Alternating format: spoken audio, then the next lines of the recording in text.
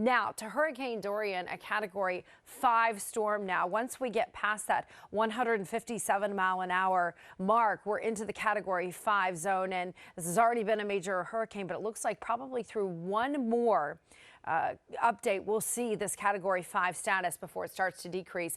West movement is still very slow, 8 miles an hour.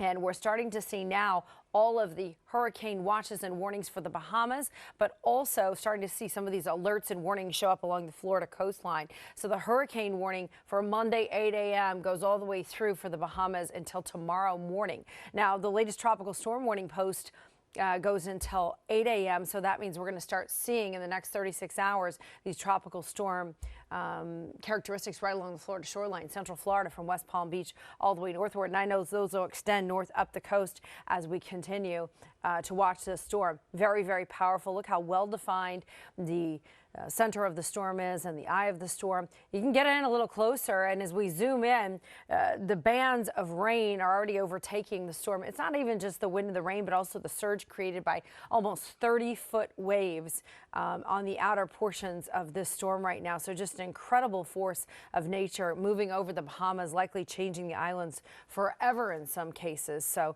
it's going to be very important to see and wait and watch what happens. Now, the cone here still very wide on what's possible with the storm. Landfall looks improbable for Florida.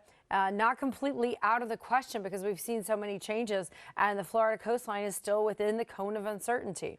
We also have the potential for Georgia and the Carolinas to get a landfall. They've been making some massive preparations there.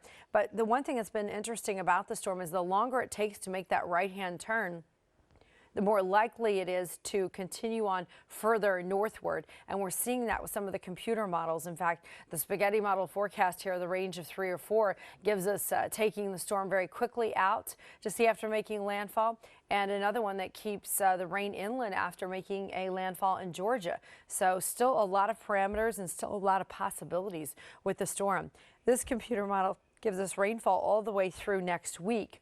Now, rainfall looks like it is mainly going to be for the Carolinas, 6 to 10 inches. Myrtle Beach, one of the places that could get over 6 inches.